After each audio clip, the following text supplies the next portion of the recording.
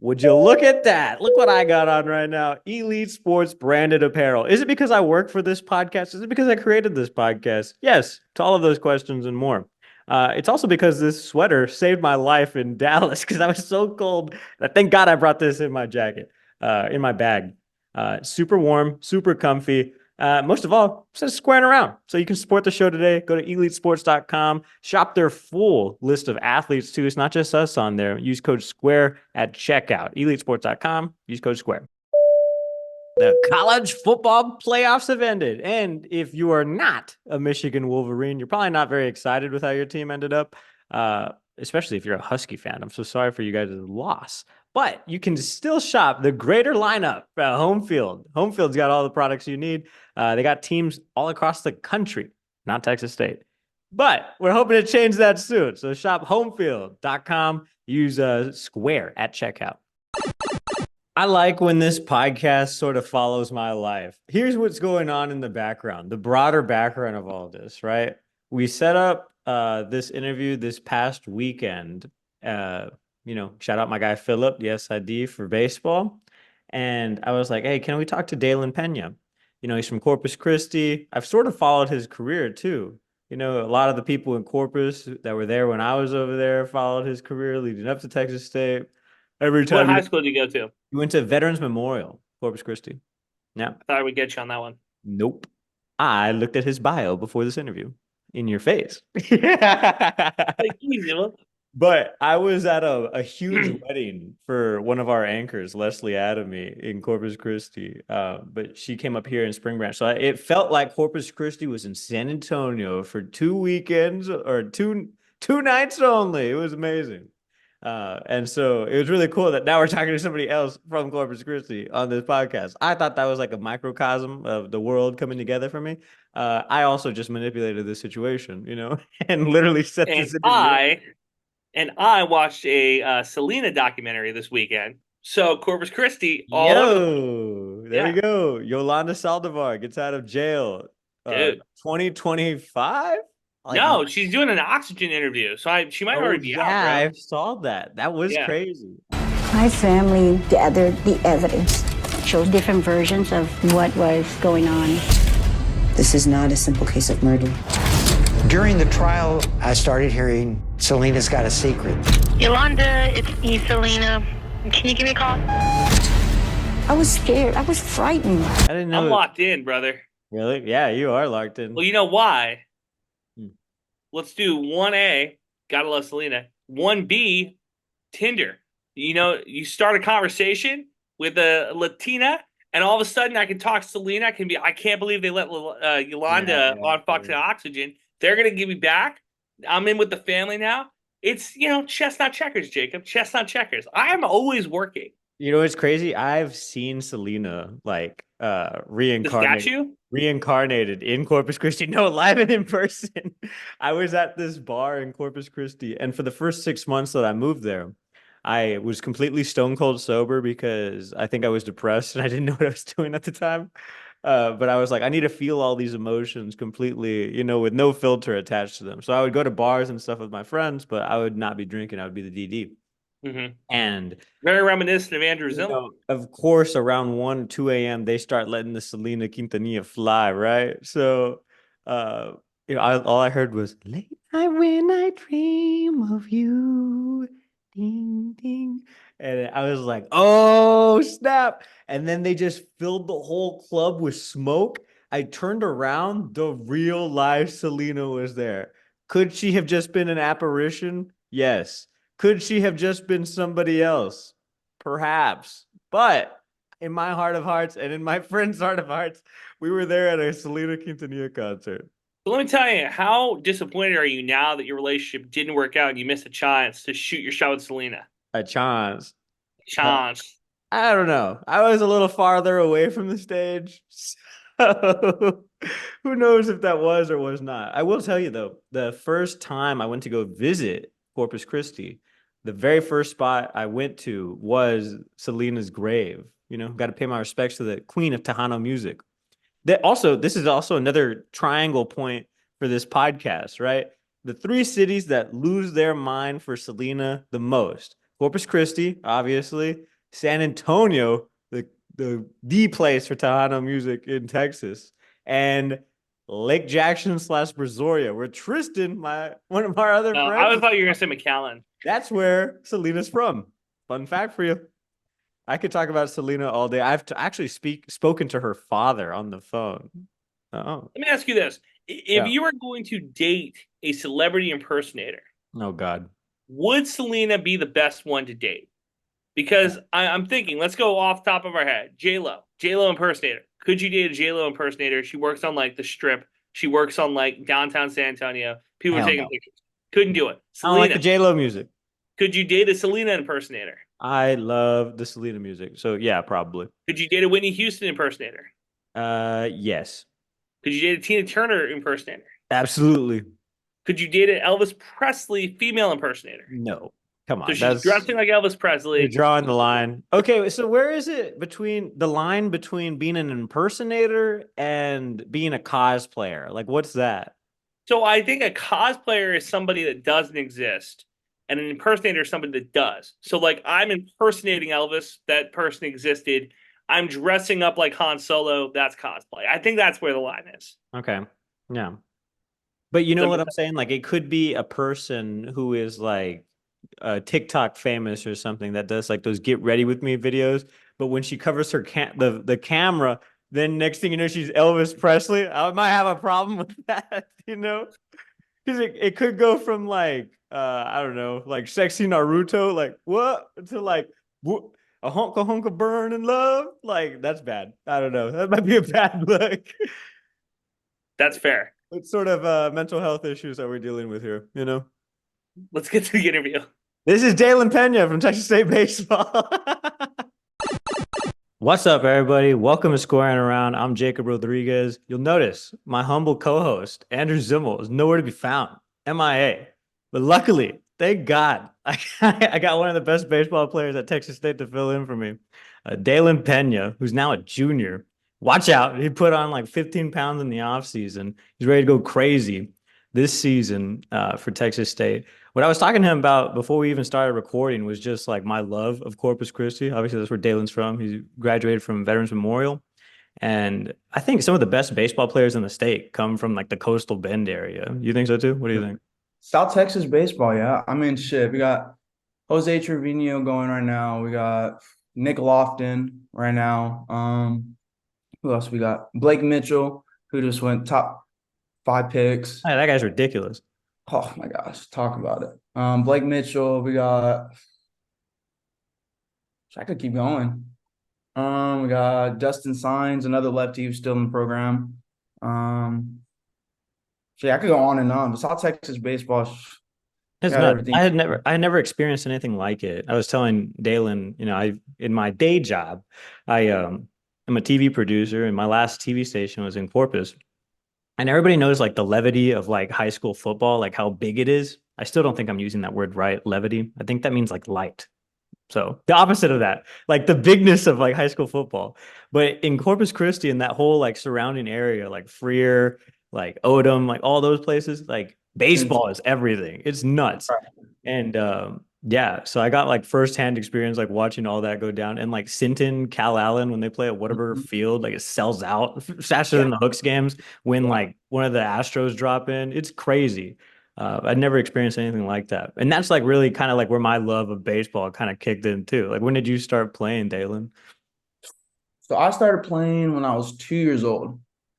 2 years old, didn't really get going to about 3 or 4. But yeah, my love since I was 2 years old, so I could walk really. Yeah, just started young and played every weekend you really think of. I think that's a lot of South Texas kids and play every weekend basically. But yeah, just falling in love with the game, just playing as much as I could, and having the support and having the guys and your friends and stuff like that just makes it really enjoyable. That's crazy. Yeah. So you guys this past weekend had the leadoff dinner, like sold a crazy amount of tickets. I think it was like announced that you guys sold another insane amount of tickets for season ticket holders and stuff like that too. Gearing up for a huge year, it seems like. Right. Like basically, like what are your expectations for yourself and like the overall ones for the team? Yeah, so I mean, for the team, obviously we want to go out there and win. And I think we're gonna prepare, and we have prepared. But I think you know the more we buy in together, and the more we have bought in together, I think the easier it is for us to go out there and play. And I think overall, this last month, 2 months, our chemistry and our bonds have gotten a lot closer than what we have been. So just be able to rely on that. I think that's really going to benefit, going out and performing. And, last year, I wouldn't say we were not close, but the bonds and the relationships just weren't as, tight, or they didn't click as much as, we probably should. So I think, just having that to go on this year, I think that's really going to help us, just, have fun and be able to be ourselves and just play the game that we all been playing since we've been, 3 or 4 years old. So, I think just having that, and then, personal goals, just go out there and play. I've not really promised too many years left of playing. So, just be able to go out there and, play at my best ability and have fun and, just have my teammates to fall back on. I think that's really gonna, allow my game to, develop a little bit more than what it has been. Let me let this guy saunter in here, Dalen, before we continue. Yeah, my bad, guys. Took me longer than I thought. What I was talking to Dalen about too is that I had noticed on the team roster that he bulked up this season. He put on like 10 pounds. So Jeez, what are you eating? A lot of Bobcat tacos or what? A lot of chicken, a lot of Chipotle. There you go. Probably Yeah. better than what I'm eating. I put on like 10 to 15 pounds from last season too.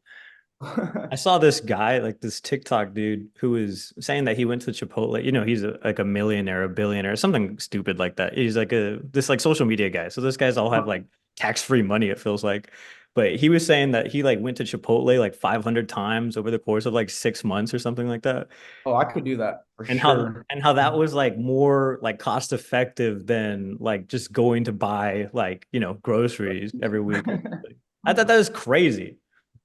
No, No, it is. I've seen stuff like that before where it's like, oh, I shopped at like McDonald's, or I went to the Costco and got like the hot dog and soda combo. And it's like, oh, it's more cost effective. Yeah, probably not for the long term. I think your liver and kidneys and colon are probably begging you to stop. Maybe not Right. maybe not for the common man, But not everybody's built like Dalen Pena. That's what I'm telling you, man. Coastal Bend made. Dalen, before we started talking about like preseason expectations, something else clicked in my head too about this season for you is that you told me that you're making the change from first base to outfield. What does Right. that kind of look like for you? Yeah, not too bad. I played a little bit of left throughout my high school years, and my junior year a little bit, and then majority of my senior year. So, being able to adapt has been pretty easy, not too bad. I think just the speed of the game has changed a little bit more, but I think I've done job of holding it down. So I think it's not gonna be too bad. Just be able to catch and throw, and just keep the ball in front of me will be I the think main. I think moving from first base to outfield is easier, and it probably says a lot more than moving from outfield to first base, because that means you couldn't cut it in Right. the outfield. No, yeah, no, I agree. I would for sure say that first has definitely been a little bit more challenging than playing outfield as of now. This Yeah. time that I've been there, but yeah, it's both fun. They're both, you're gonna get action, so it's being One ready. of one of the first like squaring around certified memes we made was when you made that crazy catch in the outfield where you like tracked down a ball and you tripped on like one of those gigantic mats. I don't know where you guys were playing, but it felt like Oh, it was an I think it was unsafe Old Dominion, ballpark. maybe. Yeah, ODU. I think so. Yeah, you're It right. was a foul ball. It was a night game, and you chased this ball all the way down and totally like sold out for it. Everybody was very concerned when you Yeah. got up. Pitch. Tarkington lofts it to opposite field. This could be and a diving attempt. Did he hold on to the ball? Is that Pena off of the screen? They are going to call it out. Right, yeah, I felt it definitely after Sunday day was. I felt it a little bit, but I'm all good now. It's part of the game. Just made a play and helped the pitcher out a little bit. It was unbelievable. I mean, I was right there because we were both going for it, and he caught it. Or he went down. I didn't even know he caught it at first. And he went down, and he rolled over, and the ball was in his glove, and I was like, oh. And then we called time, make sure he's all right, and he got up and came through, and then he ended up coming through for us in the 10th with an RBI. So, I mean, it was a really big play, really, really good. Yeah, huge play. You never know what's going to happen after that, right? If he doesn't make the play. But yeah, what a fearless play, just running over there, and he didn't have any fear of the tarp or the wall. He was going to go make the play, and so yeah, it was a really big play and a big moment. So glad he made it, and even more glad he was okay.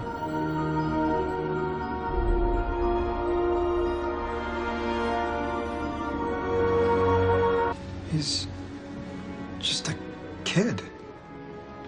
No older than my son. But like, thankfully, you're able to walk away. What was that like? Nuts. It was good. It was against Old Dominion. I think it was a foul ball late in the game, and I just had to go make a Spider-Man play. And Is that what you I call caught it? Call it Spider-Man play? Yeah, I caught it. I don't know how I caught it, but I remember Chase was looking at Dalen. You good? Everything good? I got it, bro. He's like, oh my gosh, and that was it. It was insane. They just kept replaying it over and over again on ESPN Plus.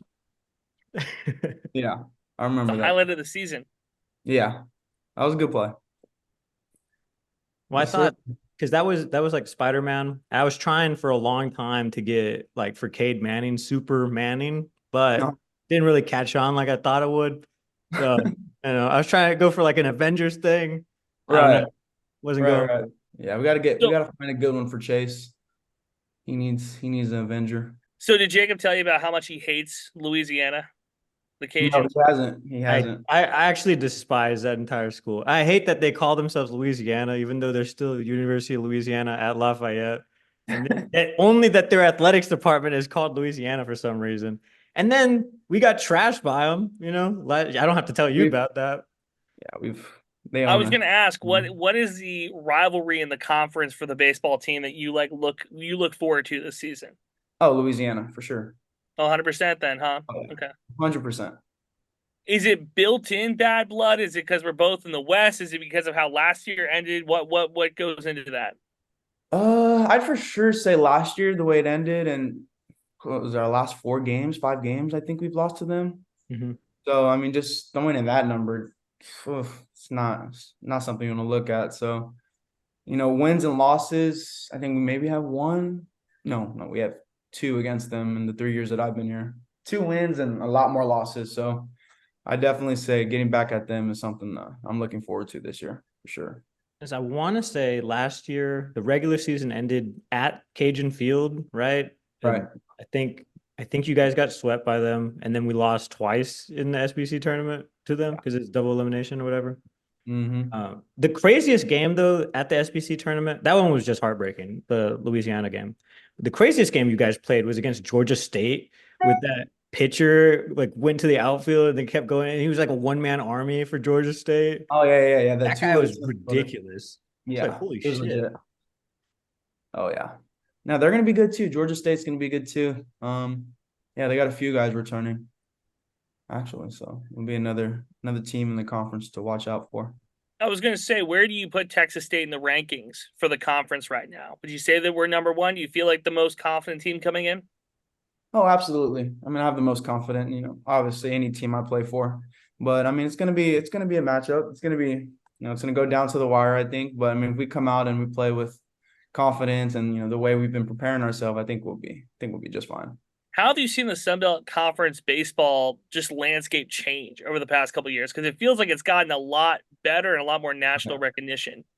Right. And I mean, I think now with the Pac-12 out, I think we're for sure going to jump into that top 5, Power 5 conversation. So, I mean, just having that with the Sun Belt and, you have Coastal, you have Southern Miss, you have, us and Lafayette and, top 25 teams in the country. So, I mean, you put that in and can't get any better. I don't want to like force disrespect here, but you know how everybody gets upset about the horns down, and I think that Louisiana gets upset by people calling them Lafayette. I do notice that you and Jacob both will do it constantly. Like, what are they going to do to me? Jacob's a quote journalist, so you think he would get the name right, but like, is it just a subconscious, like a Freudian slip there? I think it's a South Texas thing for real. I think it is, because I've called them Lafayette since growing up a little bit. So I remember writing for the newspaper in college, and the SID would email us like, "Hey, you got this wrong," and I would stand on business. I'm like, "No, that's what your school is called. I'm not gonna. First of all, this is my newspaper. I'm in charge. I'm gonna do whatever I want." Right. Yeah, I'm gonna write Steve Trout propaganda. That's all I did. So Yeah, it's tough. It's a tough look. No, I just thought that was kind of funny. I had a little Freudian slip there. That's fine. Is it a Freudian slip if you mean to do it? Do you? I don't know. I don't No, think a lot of people. that's the thing about the Freudian slip is because it's Freud, so you're subconsciously saying it, So Yeah. Okay. yeah. There's some base level psychology for you. My bad. So what does the roster look like from last year to this year? Because I don't know if Jacob's already asked you that question or not, but I it know. feels like we're bringing back a lot of the same dogs that we had last year. Right.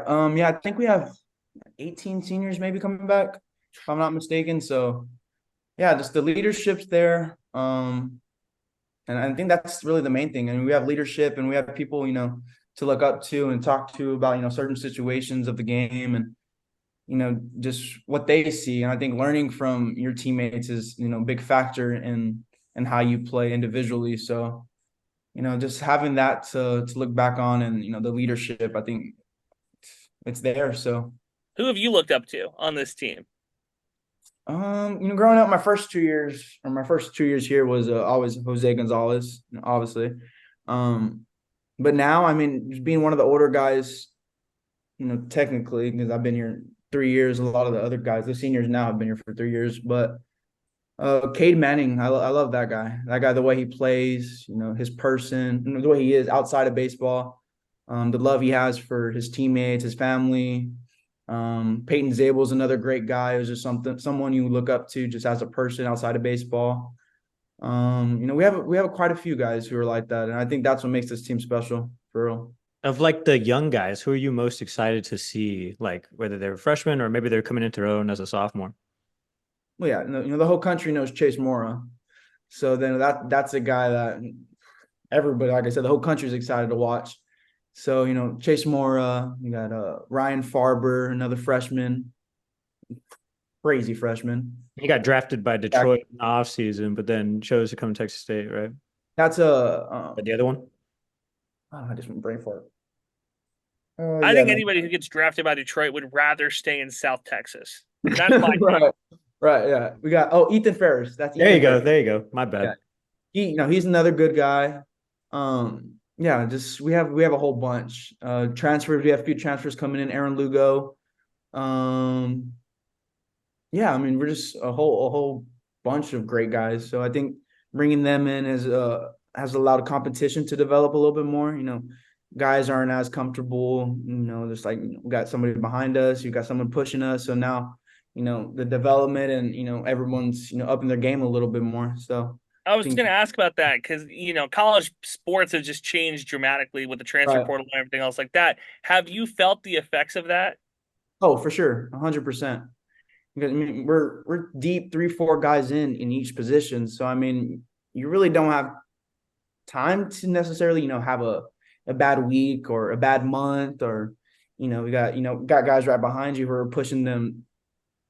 Well, with baseball being such like a mental game, do you think that like hurts? Like, oh, I'm in a slump. Oh no, and then you try to press a little bit, or because in other sports, okay, hey, I got a guy on my tail, whatever. Like you can afford to have a game where you have 2 or 3 drops, or you miss a couple shots. But in baseball, I don't know, man.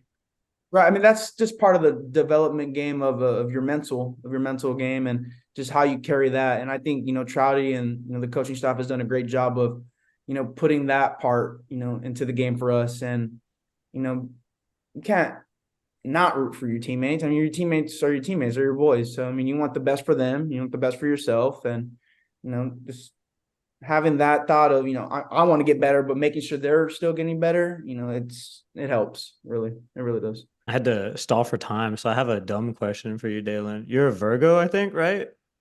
I think so. How does astrology help you or not help you on the baseball field? Because baseball is like one of the most superstitious sports there is. I got a better dumb question. I guess by the way that you answered that, you don't even think about it at all, though. Oh no, not at all. But I am superstitious when it comes to baseball. Like crazy. Like I have a bad game, I'll for sure switch my bat the next game. Or 3 Ks, I'm switching my bat grip or new pair of batting gloves after the next day. So little stuff like that for sure. Dang, okay. I've been trying to get as many current and former athletes to shame Jacob for his Zinn pick. He's a 3 milligram guy. Well, What are your actually, thoughts? I actually just graduated to 6 mgs. Everybody, Oh, I want the record to congratulations. reflect that on my own podcast. Yeah, I'm a You've big been- I'm a nicotine free guy, so Wow. my teammates though should they'll get down with those. I'm Well, proud of a you. lot of That's people do that's like incredible. a lot Good of for people you, do, like, man. a lot of Yeah. people do those like grind pouches now, like those coffee ones. I feel like that's kind of weird. But my coworker the other day threw one in his mouth, and I was like, "You dipping right now, bro?" And he was like, "No, it's coffee grounds." And I was like, Oh, interesting. "I guess that's Nah, kind that's some pussy shit. That's It's embarrassing. like I it's am an proud of you, though. alternative. It's trying to get people away from tobacco and nicotine, especially tobacco products, because that's the carcinogenic. Yeah, no, tobacco products, especially on the tail end of Toby Keith passing away today, from stomach cancer. No, I'm proud of you, man. The DARE program works. That just goes to show. Oh yeah. Oh yeah. Yeah. What do you, you think this guy put on 15 pounds just hanging around all day? No, he was in the gym, ready to go. That's what I Yeah. said. Well, we put on 15 pounds hanging out, so that makes sense. That's true. Yeah, no, I definitely gained more than the freshman 15, just sitting around and hanging out. Oh yeah. I was gonna ask you, Dalen, like into the off season, right? I was talking to you earlier. You were at the press conference with Coach Trout and Tristan Dixon right at the end of the season. And I'll never forget the face that you made because it was just like stone cold, like ready to go. Tristan Dixon, the same thing. Like, what do you remember the most from like coming out of that tournament? Like, just reloaded and ready, or were you frustrated, or what was that feeling like? Oh, I was absolutely frustrated. Just because we knew what we had as a team. Obviously, we didn't get where we wanted to be in the tournament and so, but yeah, I was ready to get back to it. I was ready to get back to work and ready to prove myself and a lot of people wrong this year. So just, that was after that game, we obviously won. So I was, feeling good, but the next day we lost. So it didn't really mean anything to me after that. But yeah, I was just getting ready to hit it again and get back after it. Was really as soon as we lost, really. But no, after the walk off, I felt like $1,000, $1 million. So, but yeah, Like Spider-Man again. yeah, exactly. Well, thanks for doing this interview, man. What the heck? I gotta go. Sure, absolutely. This is Awesome, great. man. Well, Jacob, good you have luck on anything this. else? Yeah, good luck on the season, man. Good luck, man. Thank y'all guys. We'll keep in touch for sure. Yeah, man. We gotta touch base again. Hopefully next Yeah. time. Touch Hopefully base next again. time we figure out a way that like maybe you're not going to practice and maybe like I'm not at work. Yeah. It's the most wonderful time of the year. I'm talking about baseball season, baby, because I'm pissed off still slightly at the football team. And I know some of our viewers may have that same sentiment. Get on the train, baby. What are you literally the train and in Bobcat Baseball Stadium, man? Yeah. Yes. Slam Marcus is back, baby. Baseball's just around the corner. I saw our favorite softball player talking about 4 days away till their season starts. So we are officially in balls and bats season. I'm very excited for it, Jacob. A deep tease for this podcast. Next week, we may just get the GOAT of GOATs, Jessica Mullins, and the GOAT of other GOATs, Sarah Vanderford, on this Oh, podcast. no kidding. Same time, same That's day. huge. Oh, so Jessica doesn't want to do an interview alone with us anymore? No, I figured it was better that she bring a friend so she has somebody else to go toe to toe with you with. So, Yeah. I now live back in civilization. Before Especially I was because I have no idea what the fuck I'm talking about in softball, as you guys Yeah, well, that's got true. the You hint didn't on really last want it. year that I literally had a book in my hands called Softball for Fucking Dummies the entire softball season. That was embarrassing. No, yeah. So, but I live in civilization now. Last year, I made the faux pas. I asked if she knew who Zach Bryan was, and I got made fun of from everybody. Yep. So now this year, I'm going to ask her Toby Keith thoughts and see what she says. That was one thing I wish we had talked to Dalen about, but because the interview was the way it You kind was. of did. Well, here's the thing. Well, sort of. I mean, but like Zimmel was in a meeting, right? So I conducted most of the interview by myself, and then he joined in, and I was trying to fill him in, And then Zimmel was just like, for once, quiet, actually. It's like, whoa, what's going on? So I just kept carrying the interview because I'm such a Texas State baseball sycophant. And yeah, shout out Dalen for joining us on that interview. It was amazing getting to watch him play. And this kid hit his first grand slam on Texas when they were ranked number 1. Now he's made the change from number 16 to number 7. He's made the change from first baseman to outfield. He's going to be awesome. So I'm really excited to see what he does out there. Yeah, I really enjoy the fact that you have completely like engulfed yourself in baseball, that you and the baseball team both disrespect Lafayette to the level that you do. I think you know what? Maybe that's what it was the whole time. Maybe I was just like listening to Steve Trout, But it does help that we got swept by them the last regular season conference games, and then they beat the dog shit out of us in the SBC tournament. And they hate us too. And it's not easy to make fun of Texas State. You can make fun of Texas State for a lot of reasons, but the baseball team is not one of those reasons. No, it's not. Baseball team has been legit for a while. Even when they're bad, they're okay. You know what I mean? Even last year, which was kind of a failure towards the end, still a really good season. It's crazy that you admit that now. Yeah, I mean, because if the ultimate goal, right, is to make the NCAA tournament, they did not. Is that the ultimate goal? Well, the ultimate goal is to win a College World Series. Here's the thing. I have a hot college athletic take. I'm going to spit it out here. If the goal is to win a national championship in every sport, you're always going to be disappointed if you're Texas State. Like, you will always be disappointed if you're Texas State. Like, are we going to win an NCAA tournament in basketball? Maybe not in 50 years, brother. That is maybe not in 150 years. That is a very hard contest to win. Technically, we have been closer to winning the College World Series than any other thing. Okay. Right? Maybe. You with me? You with me on that one? How important do you think the First Responders Bowl is? Like, if you were going to rank all the bowl games, how high is the First Responders Bowl? That would be my only rebuttal. You know me. I spend a lot of time with my brother. He's anti-capitalist. Had the world not just been like, let's throw money at football, we probably would not have gotten a bowl 20 years ago. With the same season we had this year, or this past year. Okay, that's fair. So I'll say this. If the goal is to win a College World Series, then you're always going to be disappointed. But the goal is to win the conference. That's a very doable bar. The goal is to go to the NCAA tournament in baseball. That's a very doable bar. Softball in the same type of in the same type of grouping. Like, if the goal is to go to a Super Regionals, potentially play in a College World Series game, then I think those are very doable bars for these programs. But if the goal is to win the program, like to win a championship in football and basketball, a national championship, that you're always going to go home disappointed. So I have always looked at it as, for basketball, NCAA tournament appearance, for baseball, NCAA tournament appearance, for softball, NCAA tournament appearance, and for football, to go to a bowl game and to hopefully at some point win the conference. I think those are achievable goals for a Texas State. Now, if you go to a school like Ohio State or Michigan, let's just go, I'll do this. Minnesota for hockey.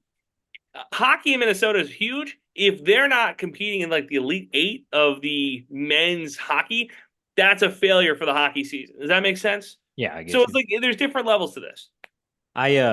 Maybe it's because like in football, there's so much like mercenary attitude now. Like, oh, we're gonna hire the best fucking quarterback in the country, or try to, I guess. But take away TJ Finley from us last year, we do not go to the First Responders Bowl. We won't even come close. Maybe we are a 5-win team, I think.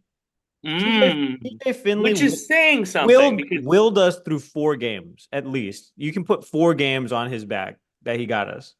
This is a hot take. So you say Malik Hornsberry is the starting quarterback from week 1 to the end of the season. They're not a 6-win team? Well, okay. Because I think they nerfed my boy Malik. They never let him air it out, We saw him play against Coastal where he only threw the ball literally 5 times the entire game. And they're all bubble screen out bullshit. So, yeah, maybe. Okay. I don't know. Well, we shifted when we didn't need to. But, yeah, okay. I just wanted to get that on the record. But in baseball, was what I'm bringing it back to baseball. They all feel like Bobcats, like there's, this is all like mostly homegrown talent and then like very highly touted transfers and some freshmen. Really excited to see some freshmen play. It's So what really did you cool that think? Texas State gets all these diamonds in the rough. What did you think when Pena said that he felt the effects of the transfer portal? What did you think about like that answer? That yeah, we're 4 deep at every position. I think that's pretty cool. But I mean, this has become a sleepy destination for baseball players. Sleepy, that is that a good thing? That's a weird adjective to use. No, it's kind of like it's the opposite of San Antonio. I think Texas State should be a transfer portal destination. Okay, because Like I think like this should be like one of the top places to come, especially if you're a baseball player, because you have a shot. Like what I mean, track and field, you're gonna win the conference every single year. Football looks like we got a shot to do a lot of things this year. Also create a lot of bad headlines sometimes. So, who knows? hey man, not every shot you take is a good shot. That's what we learned this year. Okay, that's an interesting take. I like that. I think that you're right about that being like a destination location that Yeah, we maybe should be. Doesn't make sense that maybe we're you not. go to a Memphis, maybe you go to a I don't know, College Station or somewhere else, and you want to come to a location that is a college town and get like a real real college experience, which is the weird part about the transfer portal. Because I've thought about this for a little bit. Mm-hmm. Transfer portal, you kind of think of it like a washing machine, right? You go in, you get rolled around, then you come back out somewhere else. Texas State, I always looked at as like a 4-year spot for a lot of these people. That you come here, you fall in love, you spend your 4 years, then you go on to whatever's next. Whether it be Mayo going to the NFL or whether it be Brian London selling mattresses, right? Like it's no matter what though, you're going to be here for 4 years. It was where my head was at. Transfer portal rules change. Now dudes are going 2 years in places and then coming to Texas State, which is kind of strange because I don't know if I like that because it kind of makes like nobody's leaving Texas State for the most part. Most of the time it's like they're staying here. Mm-hmm. But does it make everything feel weird? Does it give it like junior college feel, like a 2-year university? There's a lot of movement too, like across all sports, obviously. I talk about my cousin Evan all the time. He actually grew up playing baseball with Evan and Chris Bernal from Mac High, this McAllen High School in the Valley. So they all grew up playing baseball together. And I was talking to him about that, like when we were not recording. And I was like, yeah, it's crazy because Evan was at Houston. Now he went to Navarro Junior College afterwards. Now he's at McNeese playing for the Cowboys over there. But what a journey. I was not an athlete. I got a full ride ROTC scholarship to Prairie View A&M, and the Marines were like, you could go to Prairie View for 2 years, and then we could send you to real A&M for the last 2 if you want. And I was like, I don't know if I want my college experience to be segmented like that, like. I don't know if I want to wear like a suit and tie to class. Yeah, I don't know if I want to sign a contract to work for the government. Right now, at least. I don't know. I was an 18-year-old, so In hindsight, do you wish you would have joined the military industrial complex? Dude, I think about what my life would be like. The reason I didn't do it. You'd be married. You have a Dodge Charger. This is what happened. I got into Texas State. I never heard back anything from the Marines or anything, right? And this is to obviously be like an officer in the military. And then, like in June, the school called me, Prairie View A&M, and we're like, "Hey, we're so excited to have you! Congratulations on the scholarship!" And I was like, "What?" And I had already like set up my room and stuff at Texas State. Like I had picked my orientation date. Like the ball was in motion. And I was like, what do you mean? They were like, you got the scholarship. Did anybody tell you? And I was like, no, you guys never showed up with a big check at my house, like Publishers Clearinghouse. So yeah, that's why I'm a Bobcat, because the military was so slow to tell me that I won a full ride scholarship. And it was just easier. But do you regret it? Was the question. Do you wish that you would have joined the military, done your thing there? Well, here's the thing. For some reason, my senior year of high school, I was obsessed with documentary filmmaking. That's the whole reason I got into journalism. And I wanted to work for Vice, or I wanted to work for like some alternative magazine type deal. And I had no experience. Thank God you didn't do that. You missed that by this much. You could have been now, baby, right now. I'm in local TV. Aren't the lights shining bright now? That could have been so bad. You could have been unemployed. None Oh, of those yeah. guys are employed anymore. No Or ads, they're right? shills to the Saudi government. That's crazy. No, I mean, it worked out pretty good, I think. You could have had Saudi Jake. Saudi Jake. Yep. That would have been wild. One of our college newspaper associates. I don't think he was. Yeah, that's why I said associates, because I think he's my friend, not your friend. Chris Green. You remember that guy? The name rings a bell. But he is working in Saudi Arabia covering things over there. I don't know what Oh, thing. so he's dead. That's crazy. So he drives a Ferrari and he gets to. Who's he cover it for? Al Jazeera? I have no idea. I'm not at liberty. Let me tell you, if he's driving a Ferrari, it's probably the Saudi government. Don't get this podcast over there. So yeah, I got a wild story to tell we you. don't have about. Saudi Arabia listed on our map for listeners either. So anybody in Saudi Arabia, put us on. I'm pretty sure our podcast is banned in China because you made a Tenement Square joke in like episode 4. ATP, yeah, I think so too. The CCP.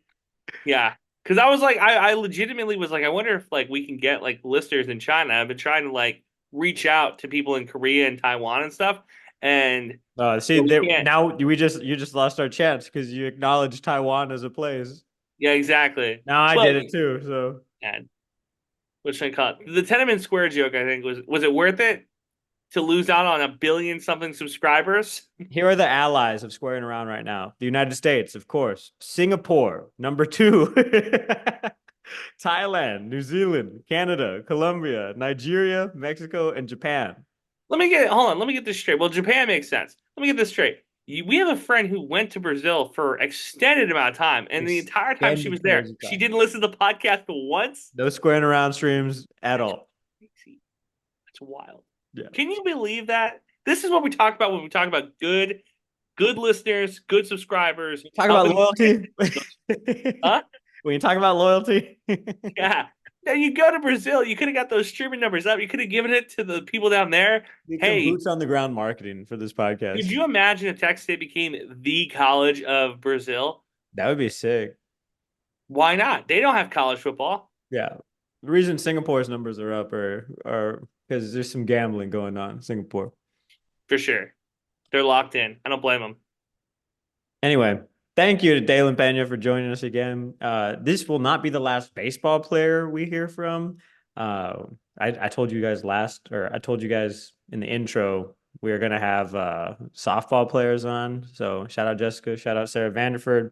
We'll see what we end up with next week. And then obviously we got to talk to the man himself, the big tuna, Coach Trouty, and then Coach Ricky Woodard too, ahead of the softball season. I'm already in the good graces of the softball team because I went to the softball dinner. Just saying. Did they recognize? Did they say like, hey, that's Jake I Rodriguez? did say hi to Coach Woodard. I was at Jessica's table. Did I say hi to Jessica? I was nervous. I was nervous. Clip this and post it. This is the social media clip. You think so? No, I had a clip last week for softball, and nobody cared that I had my pants off while Cat Osman was in a car next to me. You know what? I will clip this on YouTube and send it to Jessica. I was sitting at her table, but I was a little nervous. Didn't want to talk to her. Nervous. Jacob's scared of women. I don't blame him. I'm terrified of women right The now. last one he had just broke his heart into 1 billion pieces. Yep. Shout out Drake. We had to make sure he didn't become a fucking incel. So we're back on the light side. That's good. Mm-hmm. He's like Anakin Skywalker. There was always good in him.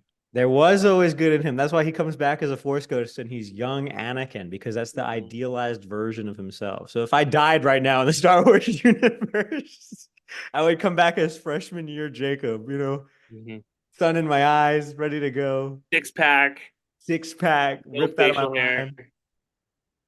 Yeah. Now you look like Poncho. Yeah. Hey, it's baseball season, so I gotta have mustache on. Oh, we got to talk to the mustache himself, Jack Stroud, Texas State Baseball's. I thought that dude threw absolute fucking gas last year, and he was just in like an awkward rotational spot. But now, without our pitchers, this is how I know you're a true baseball fan, because only true baseball fans will make excuses for their pitchers. Yeah. No, you're good. You're good. Because Dan Seed and I do this shit with the Red Sox and Yankees, where he'll be like, Yankees pitcher so-and-so sucks. And I'll be like, no, he doesn't. He actually is really good. He just gets put in weird spots. And that's you with the Texas State baseball rotation. Oh, he's yeah. actually really good. You guys know I'm just an apologist for this team. Like, I love this team so much. I think I say it on this podcast. Like, I love this team so much. I was looking for our roster so I could see like what our pitching staff looks like this year. Because Chase Mora is like. Yeah, I was gonna say now we got Mora again. Yeah. Yeah, he's listed as a right-handed pitcher and an infielder. Which is insane. I cannot believe that Shohei Ohtani has changed the way the game is played this much. That we're going to have positional players again playing pitcher. Mm-hmm. We got Carson Keithley. Never seen him play. Cameron Bush, also very cool to have back. Matthew Tippy, haven't seen him play. Nicholas Hallbrook, haven't seen him play. Keller Eberle, Max Hamilton. Rhett McCafferty, that's a pretty good guy. Dylan Curbo. Peyton Zabel, friend of the podcast. Shout out Peyton. Taylor Say. What, was just doing a fucking roll call? Colton Brown. I'm just seeing Tony Roby's back. Hey-oh, my boy. Young Graham. Xavier Perez. Man, I wanted Nathan Medrano to be so good last year. And he had a couple weird stumbles off the mound, and I don't know. Didn't work out. Fascinating. It's a good team last year. Good team. Damn good team. That's why they were so pissed when they lost. I would be too. Thanks for watching, everybody. We ain't got no badges. We don't need no badges. I don't have to show you any stinking badges. Better not come any closer. Thanks for listening. New episodes out every Thursday. Follow the boys on Twitter. Eat 'em up. Eat 'em up.